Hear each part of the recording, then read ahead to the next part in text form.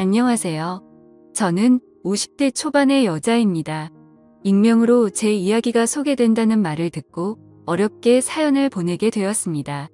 저는 남편과 30대 중반에 결혼했습니다.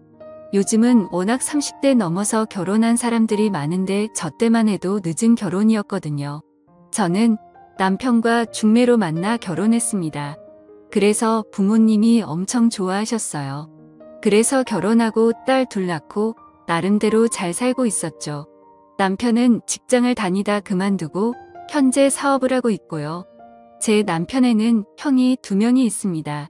한 명은 현재 미국에 거주하시고 나머지 한 명은 서울에 계시죠. 그리고 저희 부모님도 서울에 살고 있어요. 시부모님 모두 건강하게 살아 계시고요. 제 아주버님의 아내 그러니까 제 작은 형님에게는 친구분이 한 명 있는데요. 그분이 미용사입니다. 그래서 저도 자주 가서 머리를 했죠. 저희 집에서 그리 멀지 않은 동네에서 미용실을 하시는데 꽤 실력이 좋으시거든요. 그날도 염색을 하려고 미용실에 갔어요. 그런데 문이 잠겨 있더라고요. 잠시 외출했나 영업을 안 하나 생각이 들면서 내일 다시 와야 하는 고민이 들더라고요.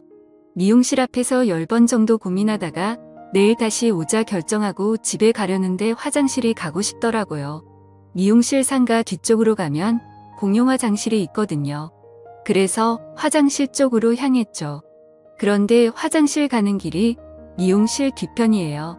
머리 감는 공간이요.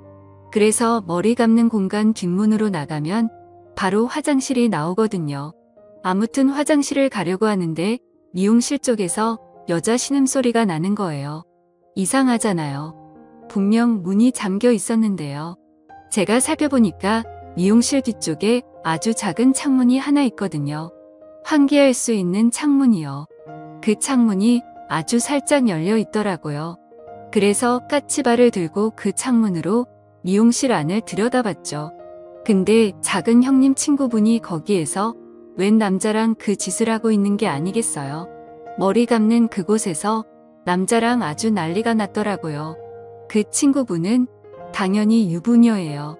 아이도 하나 있고요. 그 아이를 실제로 본 적도 있어요. 기가 막히더라고요. 유부녀가 미용실 문 잠가놓고 웬 남자랑 그 짓을 하고 있으니까요. 근데 그 남자가 왠지 낯이 익었습니다.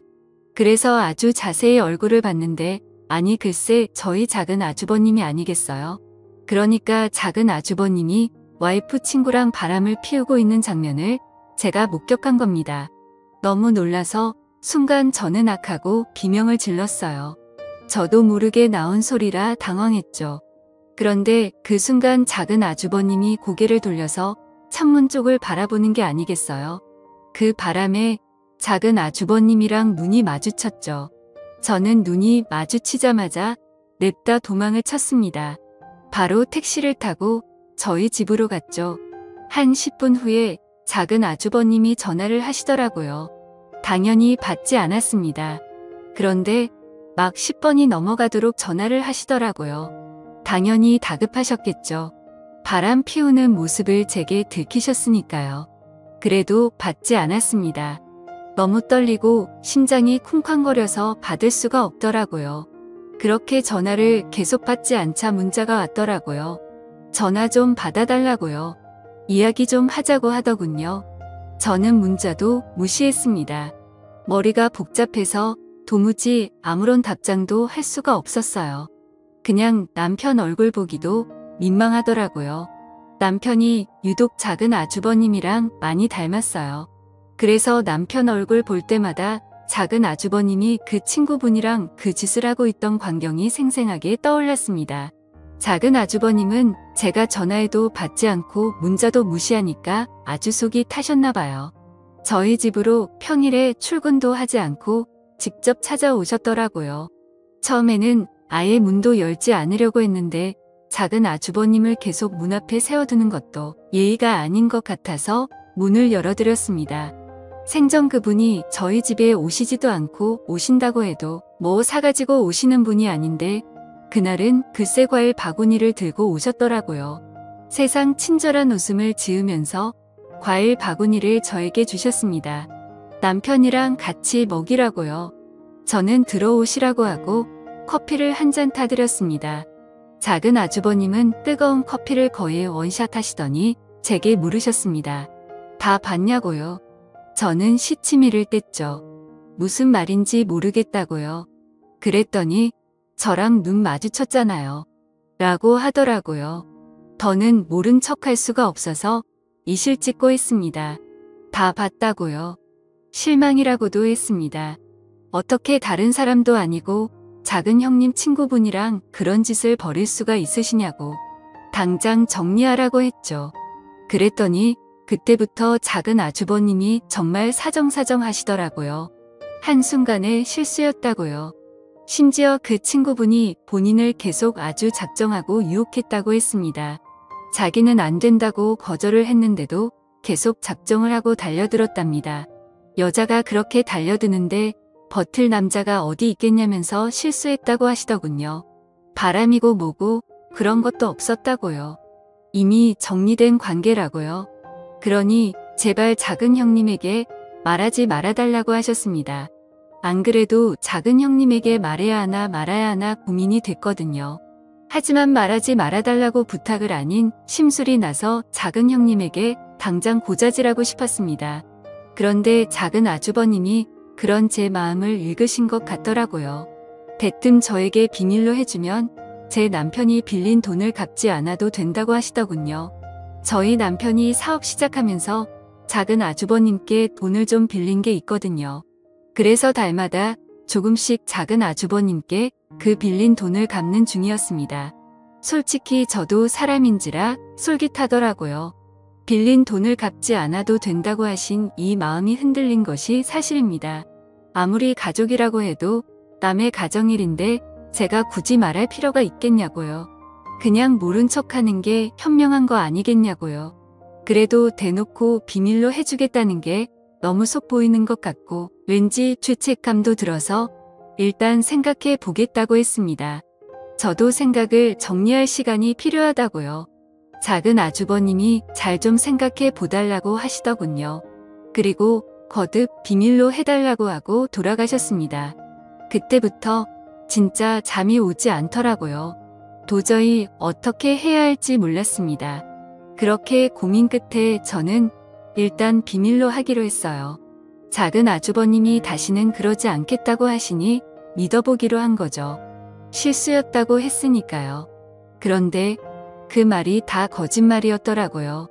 제가 비밀로 했는데 왠지 찝찝했습니다. 그래서 그 뒤로 몇 번 미용실에 갔죠. 혹시 작은 아주버님이 또 계실지도 몰라서요. 그런데 글쎄 작은 아주버님이 또 미용실에 앉아 계신 겁니다. 작은 아주버님이 그 친구분이랑 커피를 마시고 계셨는데 아주 다정해 보이더라고요. 누가 봐도 사랑을 나누는 연인 사이였습니다. 그 모습을 보고 바로 다음 날에 작은 아주버님께 전화해서 따졌죠. 친구분이랑 만나고 계신 거 다 봤다고요. 왜 거짓말 하시냐고요. 왜 정리를 안 하세요? 그랬더니 아주버님은 정리를 하려고 했는데 그 친구분이 자기랑 헤어지면 죽겠다고 했답니다. 그래서 도저히 정리할 수가 없었대요. 그런데 시간을 주면 반드시 정리하겠다고 하시더군요. 그때부터 왠지 저도 모르게 작은 아주버님이랑 공범이 된 것만 같아서 죄책감 때문에 남편 얼굴도 잘 볼 수가 없었어요. 그래서 고민하다가 그 친구분을 찾아갔습니다. 그리고 아주 잘 타일렀어요. 작은 형님을 생각해서라도 이러시면 안 된다고요. 제발 작은 아주버님이랑 정리하시라고요.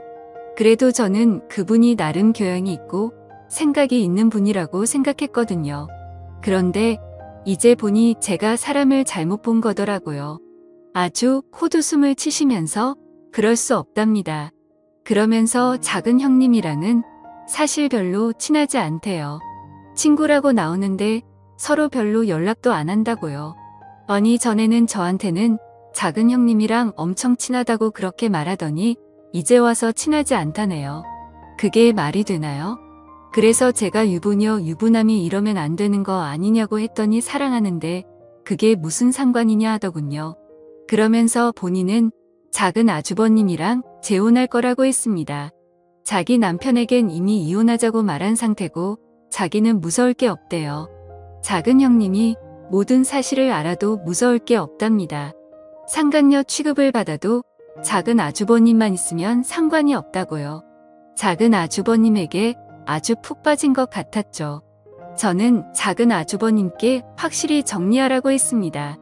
그분은 헤어질 생각이 없어 보이고 작은 아주버님이랑 결혼을 하겠다고 하는데 그럼 안 된다고요. 하루빨리 정리하라고 했죠. 알겠다고 하더군요. 시간만 주면 정리하겠다고요.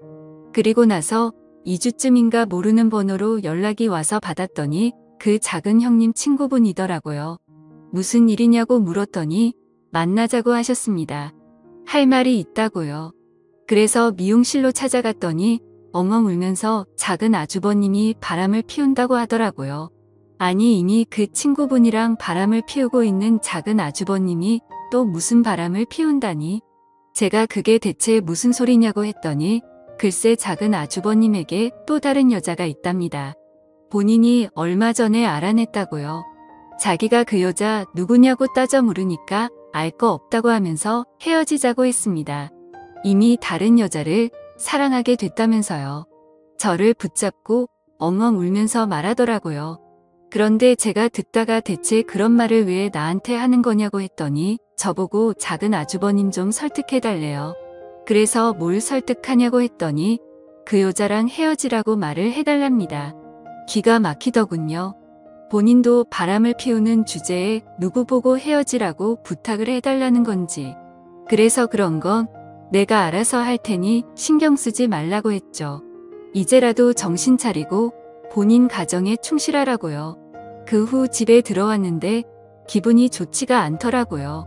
그래서 작은 아주버님께 전화를 해서 제가 들은 부분을 모두 물었죠. 작은 아주버님은 사실이 아니라고 하더군요. 그 여자가 모두 꿈이 하는 말이라고요. 자기가 헤어지라고 해서 앙심을 품고 그런 거짓말을 한 거라고 하셨죠. 그런데 제가 느끼기엔 거짓말 같지는 않았거든요. 정말 슬퍼하면서 울었으니까요. 정말 진심으로 하는 말 같았습니다. 저는 작은 아주버님이 또 다른 여자와 바람을 피우고 있다고 확신했습니다. 이쯤 되니 모르는 척하는 것도 죄스럽겠더라고요. 그래서 남편에게 모두 말했습니다. 그동안 있었던 일을 전부 말했어요. 당연히 남편은 화를 냈죠. 왜 이제야 말하는 거냐고 엄청 뭐라고 했습니다. 저보고 그 돈 안 갚아도 된다고 해서 흔들린 거냐고요. 솔직하게 말했죠. 흔들렸다고. 그래도 이제라도 정신 차리고 사실을 말하는 거라고요. 남편이 작은 아주버님께 전화를 해서 정말 엄청나게 뭐라고 하더라고요. 서로 고성이 오고 갔습니다. 휴대폰 너머로 작은 아주버님이 신랑에게 욕을 하는 소리도 들렸고 아주 난리가 났어요. 작은 아주버님은 저희 신랑한테 신경 끄라고 하시더군요. 남편이 작은 아주버님께 한 소리 했지만 막상 작은 형님에게 말하는 건 꺼려했습니다. 본인 입으로 도무지 말할 수가 없대요. 저도 마찬가지고요.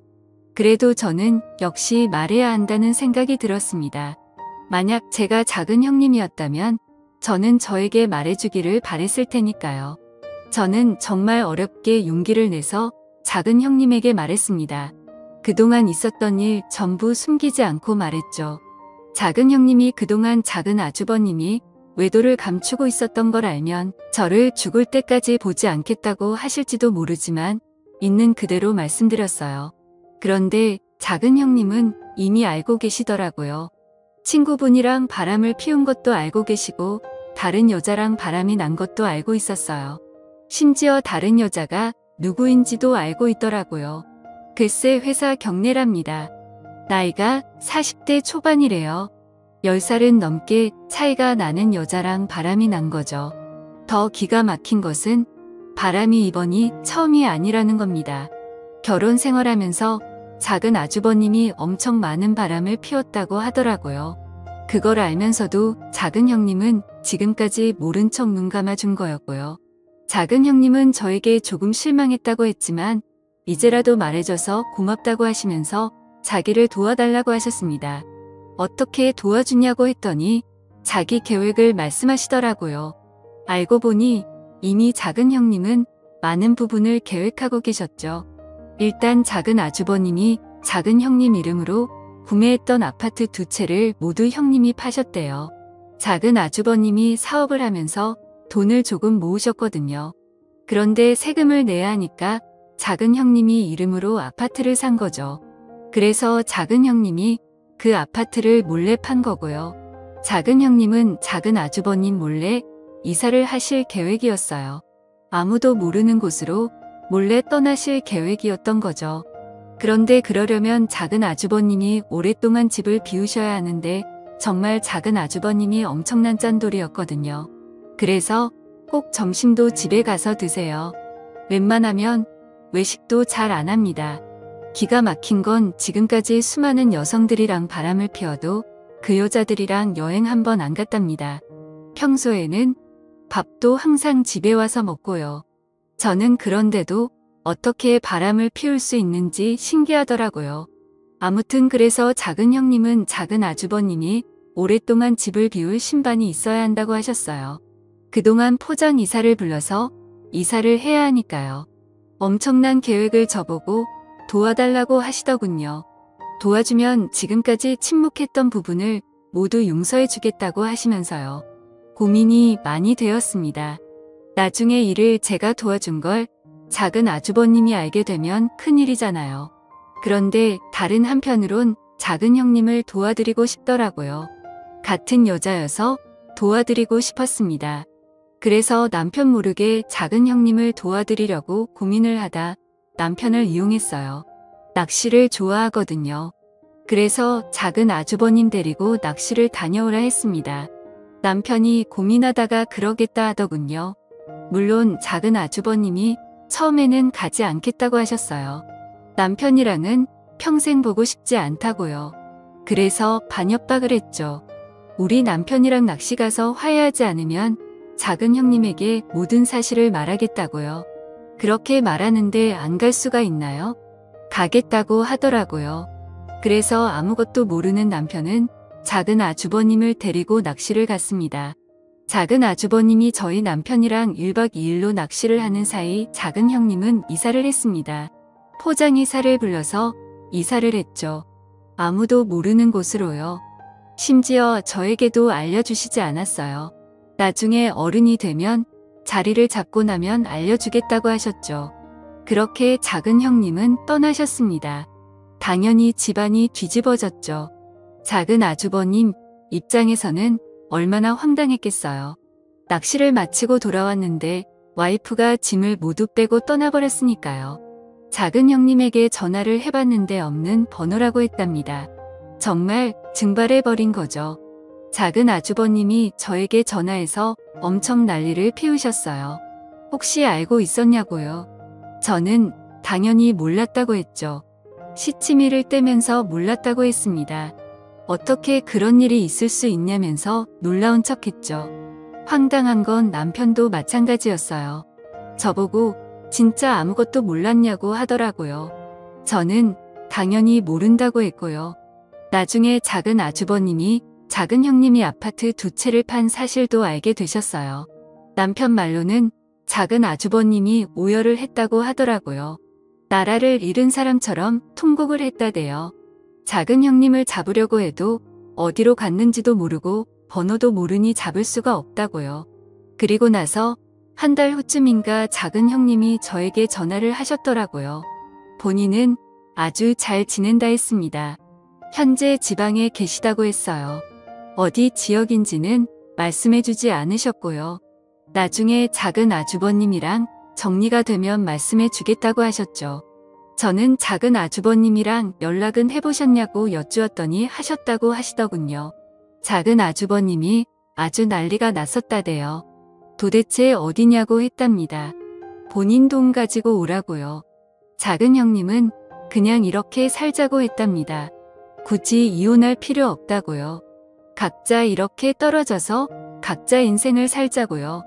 그렇게 하는 것이 더 편할 것 같긴 하겠더라고요. 차라리 이혼을 하는 게 낫지. 작은 아주버님이 절대로 안 된다고 돌아오라고 했지만 소용없었죠.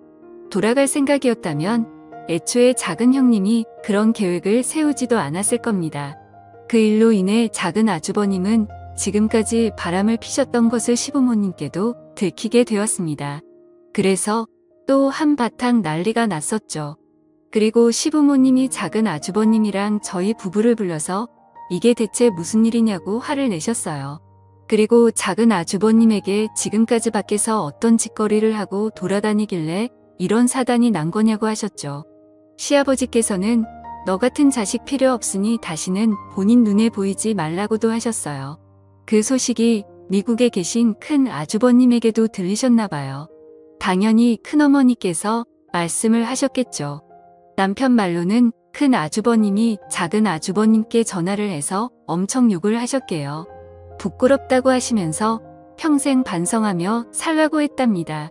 재수씨 괴롭히지 말라고요. 그냥 그렇게 살라고 했답니다. 작은 아주버님도 큰 아주버님에게는 꼼짝 못해요. 그래서 그 말 듣고 더 이상 작은 형님을 괴롭히지 않는 것 같더라고요. 어느 정도 상황이 정리가 되니까 작은 형님이 아무에게도 말해주지 말라면서 사는 곳을 말씀해 주셨습니다. 작은 형님은 제주도에 계셨죠. 작은 형님은 작은 아주버님이 자신이 사는 곳을 알 수 없도록 작은 형님 어머님 이름으로 집을 구매했다고 했습니다. 그래야 절대 모른다면서요. 그래서 전 남편에게 친구들이랑 놀러 간다고 말하고 작은 형님을 보러 제주도에 갔었어요.